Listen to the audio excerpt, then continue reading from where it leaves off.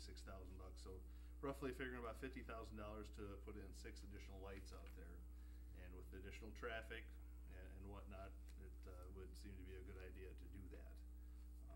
So that wasn't part of the additional transfers tonight, but I would like us to consider transferring an additional $50,000 to cover that additional part of the project.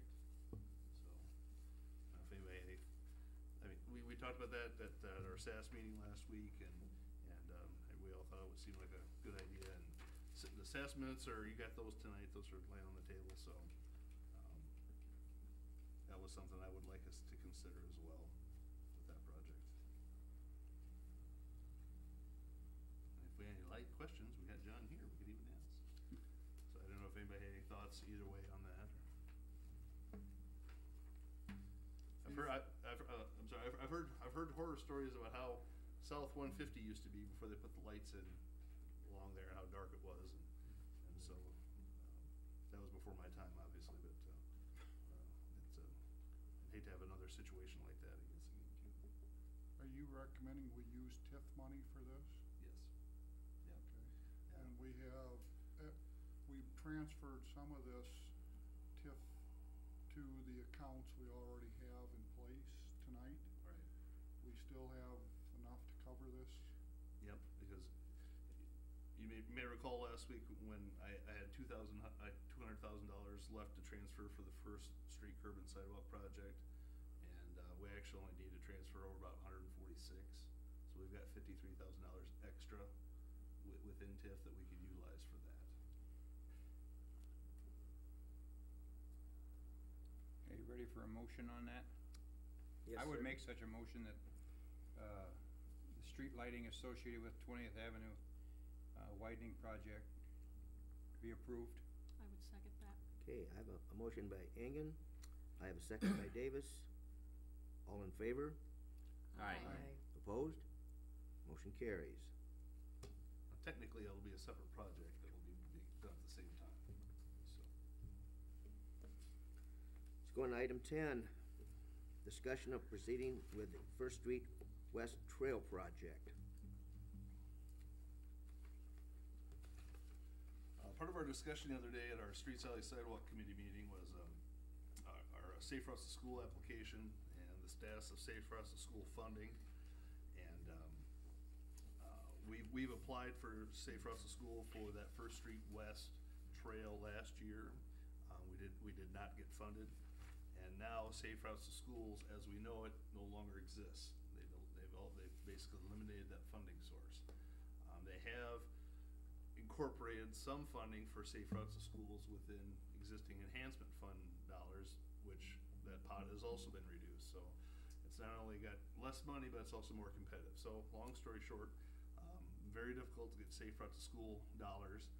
And fortunately in town, we haven't had many accidents or people injured, and that actually counts against us in DOT funding, because that's one of the areas we scored well in all those areas except for accidents and number of injuries, which is great.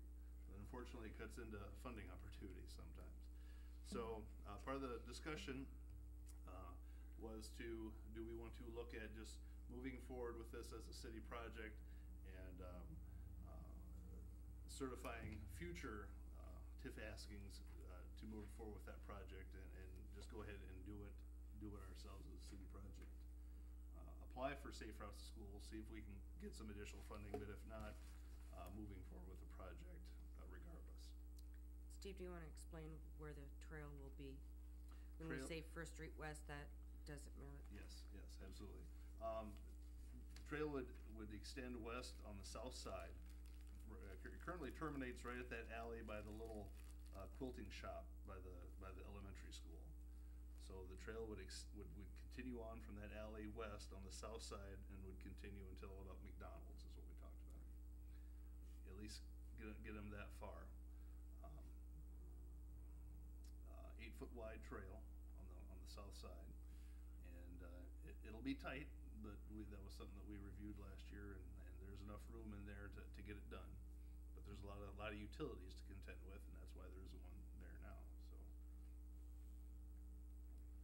And then would the school come up from their trail up to McDonald's to meet our trail? Or do we wanna go south? They would come to the north and meet our trail at a point further down to the east. They've mentioned that before, kinda in between where the East Elementary building is and the admin building. They mentioned coming up and meeting it there. We've also kicked around the idea of taking it south from the McDonald's area and connecting into their trail. But I know it was kinda, we discussed, maybe there's open field there and There's also how to on the, connect that. on the west side of the new West Elementary right now, you've got that metal building that was used for, when the middle school was there, was used for band, which apparently is not being used for anything at this point, and they're talking, potentially putting a walking area through there, and even in future, putting a road in through there, to hook up with that road the entrance that you have across from the Pennington Ford entrance. And, yeah, so they're gonna be doing this about the same time we wanna do ours, so we could hook them up, and their trail is gonna be about 3 miles, and it's gonna be not an oval, but 3 miles in distance. It'll hook up with Liberty Trail in 2 separate points. Well, my only thought was if we stop at McDonald's, because we know all the kids are gonna go to McDonald's for lunch and everything, then how do they get back to the school? Shortest route. They'll probably go through Cornfield. O'Reilly's and. They'll go for the corn, they'll go right through that cornfield. You know. So I just wondered how we were gonna make it easy for them to get there, but I'm Well, okay the simplest way with would be this. take that trail all the way around the corner and take it up to the front part of the building, or Yeah. the front part of the, take it all the way to the trail. That would be the ideal scenario. But at least we need to get, I think from a standpoint of safety, and as we've talked about, when you've got pedestrians walking on the road when the winter